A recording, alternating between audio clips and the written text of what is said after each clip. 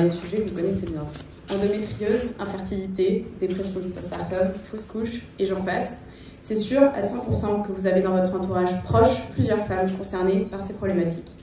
Ces problématiques sont des pathologies encore sous-diagnostiquées pour lesquelles les femmes sont d'une part insuffisamment informées et d'autre part mal accompagnées. Alors pourquoi? Parce que pendant longtemps, on a estimé que le suivi de santé de la femme pouvait se résumer à un simple rendez-vous gynéco pseudo-annuel, pensant plus utérus que femme dans sa globalité. Aujourd'hui, aucun parcours de soins ne voit vraiment la femme dans son ensemble. Le suivi de santé de la femme est siloté entre différents acteurs de santé, difficile à identifier et difficile à coordonner. Alors Isabelle et moi, femmes et sages-femmes, nous avons décidé de créer le premier réseau de centres de santé 100% dédiés à la femme, qui propose à chacune un parcours de soins holistique et personnalisé. Pour ce faire, cet accompagnement, il a deux aspects. Un suivi physique à travers nos centres GYN. Dans chaque centre, une femme va pouvoir trouver les principaux professionnels de santé dont elle va avoir besoin, tant sur le plan médical que sur le plan paramédical. Mais au-delà d'un cabinet médical, nous voulons être un vrai lieu de vie dédié à la femme. Donc nous proposerons des talks, des cercles de parole, des ateliers collectifs.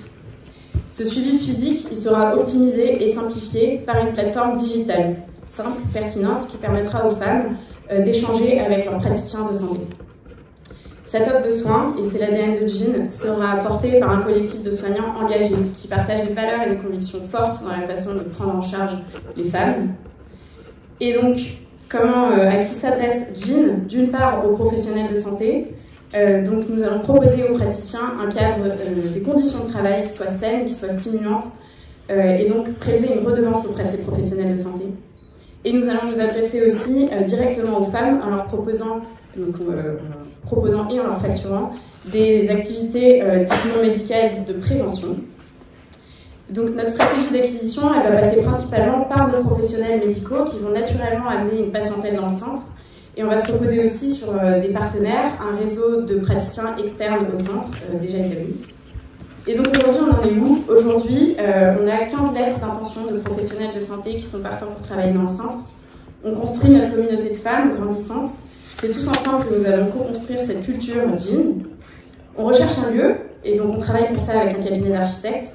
Et nous avons initié le mois dernier une levée de fonds, dont nous avons déjà sécurisé une partie. Notre objectif est donc d'ouvrir notre premier centre pilote d'ici la fin de l'année. Une fois ce premier centre ouvert, nous allons nous laisser 1 an pour tirer des conclusions, tester et affirmer nos hypothèses. Une fois ce centre ouvert, nous voulons être 1 an plus tard, avoir un modèle solide pour être prête à dupliquer le modèle. À terme, nous souhaitons ainsi avoir d'ici 5 ans une dizaine de centres, pour ensuite être capable d'accompagner les femmes et que grâce à nous, elles soient capables de se sentir actrices de leur santé, d'une part grâce aux centres, mais même au-delà de nos centres, via justement cette culture GYN que nous voulons diffuser.